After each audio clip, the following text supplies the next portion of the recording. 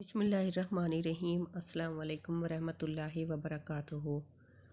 بیماریاں اور مصیبتیں کیوں آتی ہیں؟ حضرت سیدنا ابو سعید خدری بیان کرتے ہیں کہ رسول کریم صلی اللہ علیہ وسلم نے ارشاد فرمایا، حضرت موسیٰ علیہ السلام نے کہا، اے میرے رب، تو اپنے مومن بندوں کو دنیا میں غربت زدہ اور تنگ حال بنا دیتا ہے۔ اتنے میں حضرت موسیٰ علیہ السلام کے لیے جنت کا دروازہ کھول دیا گیا اور وہ اس کی طرف دیکھنے لگے۔ پھر اللہ تعالیٰ نے کہا، اے موسیٰ، یہ جنت میں نے اسی مومن کے لیے تیار کی ہے۔ پھر حضرت موسیٰ علیہ السلام نے کہا، اے میرے رب، تیری عزت کی قسم، تیرے جلال کی قسم، اگر اس مومن کے دونوں ہاتھ اور پاؤں کٹے ہوئے ہوں اور پھر اس کو اس کے یوم ولادت سے روز قیامت تک چہرے کے بل گھسیٹا جاتا رہے اور لیکن اس کا انجام جنت ہو، تو وہ یوں سمجھے گا کہ اس نے کبھی کوئی تنگی نہیں دیکھی۔ پھر موسیٰ علیہ السلام نے کہا، اے میرے رب، تو نے اپنے کافر بندے کے لیے دنیا میں بڑی وسعت پیدا کی۔ اتنے میں حضرت موسیٰ علیہ السلام کے لیے جہنم کی طرف ایک دروازہ کھولا گیا اور ان سے کہا گیا، اے موسیٰ علیہ السلام، یہ جہنم اسی کافر کے لیے تیار کی گئی ہے۔ حضرت موسیٰ علیہ السلام نے کہا، اے میرے رب، تیرے عزت و جلال کی قسم، اگر اس کو اس کے یوم تخلیق سے روز قیامت تک پوری دنیا دے دی جائے لیکن اس کا انجام یہ ہو، تو وہ یوں سمجھے گا کہ اس نے کبھی کوئی بھلائی نہیں دیکھی۔ حضرت عامر رضی اللہ تعالیٰ عنہ بیان کرتے ہیں کہ رسول کریم صلی اللہ علیہ وسلم نے فرمایا، امراض اور ثواب کا ذکر کیا تو فرمایا کہ جب مومن کو کوئی بیماری لاحق ہوتی ہے اور پھر اللہ تعالیٰ سے عافیت اور صحت عطا فرما دیتا ہے تو وہ موت سابقہ گناہوں کا کفارہ ہے اور مستقبل کے بارے میں واعظ و نصیحت بن جاتی ہے۔ اور جب منافق بیمار ہوتا ہے پھر اسے عافیت عطا کر دی ہے تو وہ اس اونٹ کی طرح ہوتا ہے جس سے اس کے گھر والوں نے باندھ رکھا ہے اور پھر انہوں نے اسے چھوڑ دیا ہے، اسے پتہ نہیں ہوتا کہ انہوں نے اسے کیوں باندھا تھا اور کیوں چھوڑا تھا۔ کسی شخص نے عرض کی، اللہ کے رسول صلی اللہ علیہ وسلم، بیماریاں کیا ہوتی ہیں؟ اللہ کی قسم، میں تو کبھی بیمار نہیں ہوا۔ آپ صلی اللہ علیہ وسلم نے فرمایا، ہمارے پاس سے چلے جاؤ، تم ہم میں سے نہیں۔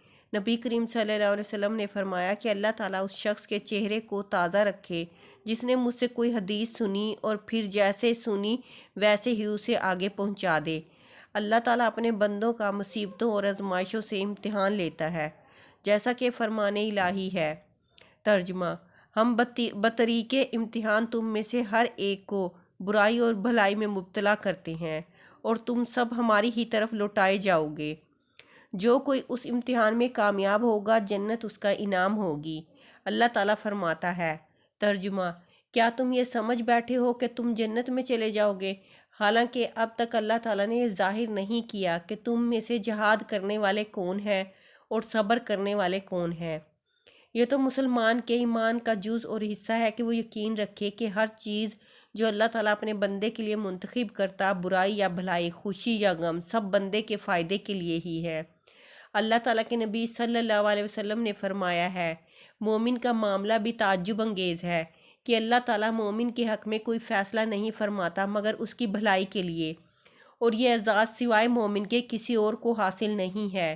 اس حکمت الہی کو پوری طرح سمجھنا کہ ان ساری مصیبتوں کے پیچھے کیا راز ہے، یہ انسان کی طاقت سے باہر ہے، کیونکہ ہمارا علم فقط ظاہری معاملات کی حد تک محدود ہے۔ صرف اللہ ہی کو علم ہے کہ آخر میں حالات کیسے بدلیں گے اور بندے کو اس سے کیسے فائدہ پہنچے گا۔ پس مصیبتیں جو بظاہر بری لگتی ہیں ہو سکتا ہے کہ آگے چل کر بہت فائدہ مند ہوں۔ قرآن کریم میں اللہ تعالیٰ فرماتا ہے، اللہ تعالیٰ نے ہر انسان کے حق میں اتنی ہی مصیبتیں اور مشکلات لکھی ہیں جتنی اس کی استطاعت اور ایمانی قوت ہے۔ یہ ناانصافی ہوتی اگر کہ ہر کسی کو ایک ہی جیسی مصیبت میں آزمایا جاتا اور ناکامیابی پر اسی طرح سزا دی جاتی، کیونکہ کچھ لوگ دوسروں کی نسبت زیادہ صبر کی استطاعت رکھتے ہیں۔ یہ تو اللہ تعالیٰ کا انصاف اور اس کی اپنی مخلوق پر مہربانی، شفقت اور رحم دلی ہے جس کی بدولت وہ اپنے بندوں کو ان کی استطاعت کے مطابق آزماتا ہے اور اسی کے مطابق ان کی نافرمانی کے بدلے میں انہیں سزا بھی دیتا ہے۔ قرآن کریم میں بار بار اس بات کا تذکرہ کیا گیا ہے، چنانچہ ارشاد الہی ہے۔ ترجمہ، اللہ تعالیٰ کسی جان کو اس کی طاقت سے زیادہ تکلیف نہیں دیتا۔ جو نیکی وہ کرے وہ اس کے لیے اور جو برائی وہ کرے وہ اس کا وبال بھی اس پر ہے۔ اللہ تعالیٰ کے اس انصاف پسندانہ قانون کے تحت علماء کرام نے صبر کو فرض قرار دیا ہے، اور جب یہ بات طے شدہ ہے کہ حادثات آدمی کو اس کی استطاعت کے مطابق ہی متاثر کرتے ہیں، تب تو اس شخص کے لیے ضروری استطاعت ہوگی جس سے وہ سختیوں کو برداشت کر سکے اور صبر کرنے والا بن جائے۔ اس کے بعد اس پر حرام ہے کہ وہ بے صبری کا مظاہرہ کرے یا انتہائی جوش و غصے کا مظاہرہ کرے، یا ایسی کوئی حرکت کرے یا بات کہے جس سے اللہ تعالیٰ کے فیصلے پر ناپسندیدگی ظاہر ہو رہی ہو، جیسا کہ لمبی دردناک چیخ، کپڑوں کا پھاڑنا، گال پیٹنا وغیرہ۔ جزا کے دن بندے سے اس کی ہر اس حرکت کے بارے میں پوچھ گچھ ہوگی جس سے منع کیا گیا تھا، اور اس سے بچنے کی بندے میں استطاعت تھی۔ اس دنیا کی مصیبتیں یا اذیتیں جھیلنا آخرت کے سخت عذاب کے مقابلے میں بہت ہی کم اور غیر اہم ہے۔ مزید برآں جب انسان مر جاتا ہے تو اس دنیا کی اذیتیں ختم ہو جاتی ہیں، مگر آخرت کی سزا دائمی ہے۔ تاہم اللہ تعالیٰ جو انتہائی مہربان ہے، بہت سارے گناہ معاف کر دیتا ہے، اور وہ قرآن کریم میں فرماتا ہے، ترجمہ: تمہیں جو کچھ مصیبتیں پہنچتی ہیں وہ تمہارے اپنے ہاتھوں کے کرتوت کا بدلہ ہے، اور تو اور بہت سی باتوں سے درگزر فرما لیتا ہے۔ مصیبتیں مومن میں اطاعت و انکساری پیدا کرتی ہیں۔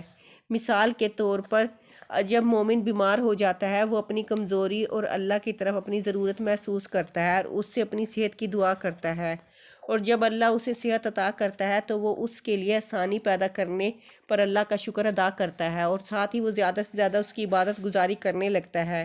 اگر وہ ہمیشہ کے لیے صحت مند رہتا ہے تو ہو سکتا ہے وہ مغرور ہو جاتا۔